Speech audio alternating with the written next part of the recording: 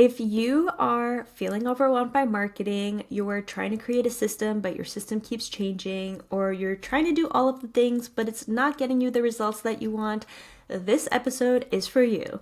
We're breaking down how to build a marketing system you'll actually stick with. Let's dive in.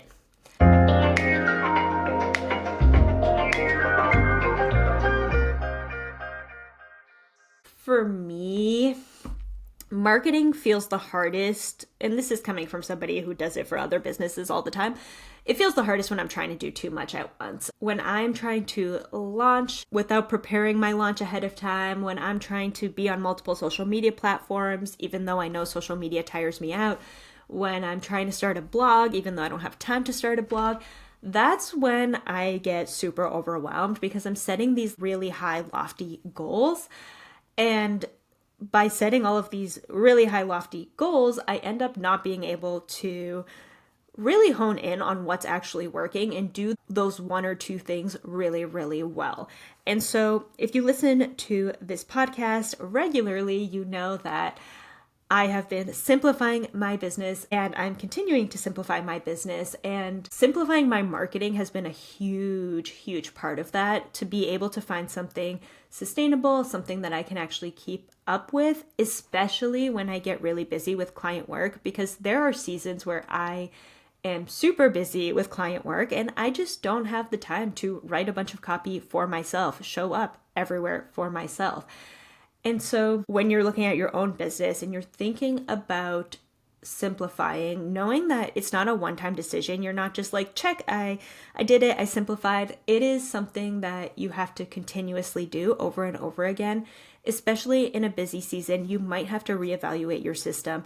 Maybe you have some more time and you can do more for your marketing in that season, but just knowing that your business happens in seasons, especially as a service provider. You're going to have busy seasons, you're going to have less busy seasons. And so really thinking about what makes sense, right? What can I realistically commit to? What's going to be sustainable in a way that's not going to burn me out, right? And so that idea of capacity is the first step in really thinking about your marketing plan and what's the system that you're going to be able to actually do, right? Like what's actually realistic.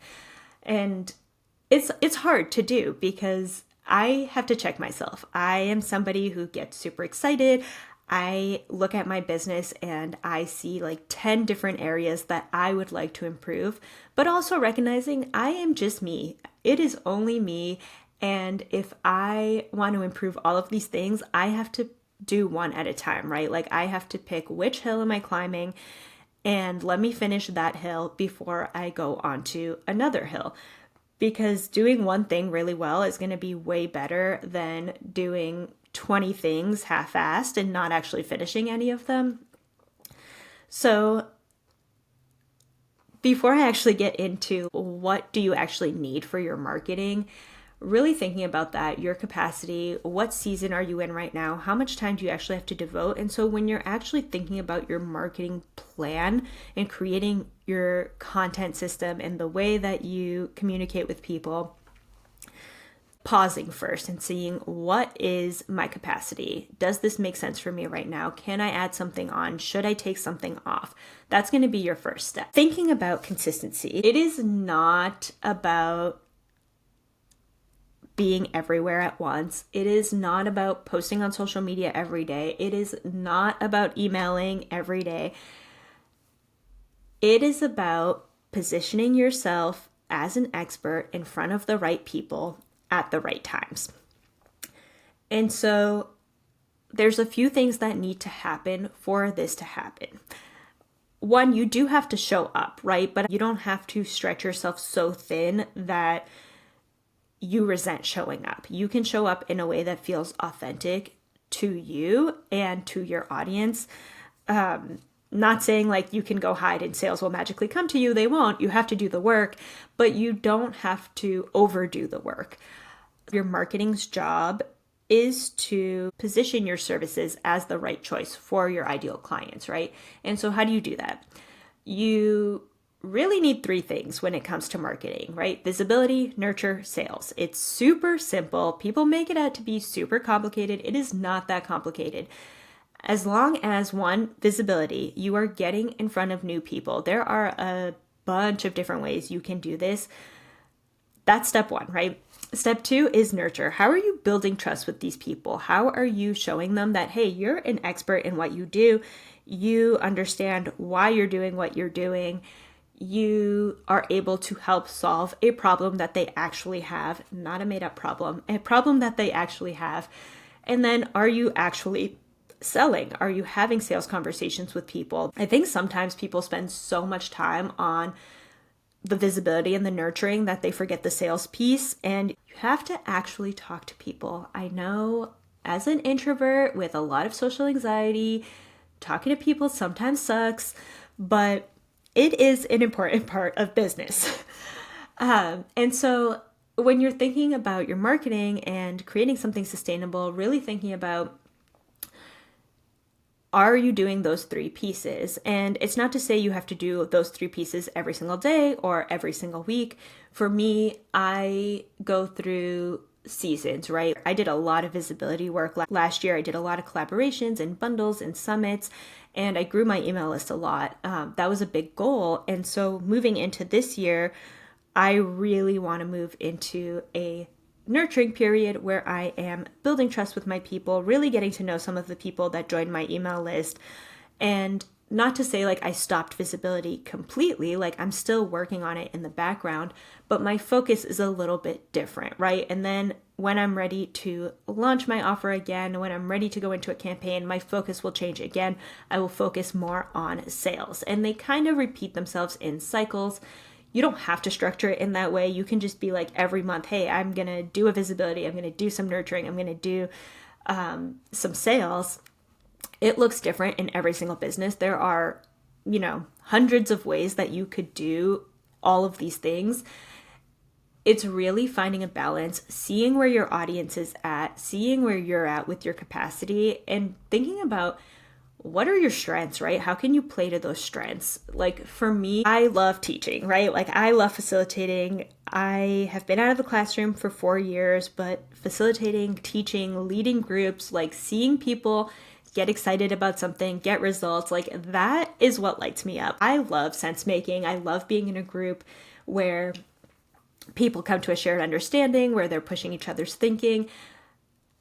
If that lights me up, that's what I'm going to lean into. And so when I'm thinking about my visibility, maybe I'm doing more guest speaking. When I'm thinking about my nurturing, maybe I'm doing more facilitated sessions for my audience. That is actually what I'm doing. I'm doing a monthly clarity call. It is free, but you can only get the invite on my email list. I will drop the link in the show notes. So really thinking about what are your strengths, right? Like if you hate teaching, if you hate public speaking, that's not going to be the strategy for you. Maybe you're more of a networker. Maybe you are more of a writer and you use your blog and SEO and, you really work to show up on AI results for your people. You really have to think about what's going to work for you, what lights you up, what feels good to you, because your audience is going to feel that. I'm not saying that you don't have to step out of your comfort zone, right? That's part of being a business owner, doing new things, trying new things. But really reflecting, like, does this align with my values? Does this align with my capacity? It's hard because there's so much information out there about what you should be doing, and I feel like I spread my net so wide and now I'm like reeling it back in slowly and being like, these are the things I actually like doing that actually work. And so how do you lean into those things for your business? The other piece, besides having the 3 pieces of marketing, is really being clear in what you do and how you say it, right? This is one of those slow down to speed up things.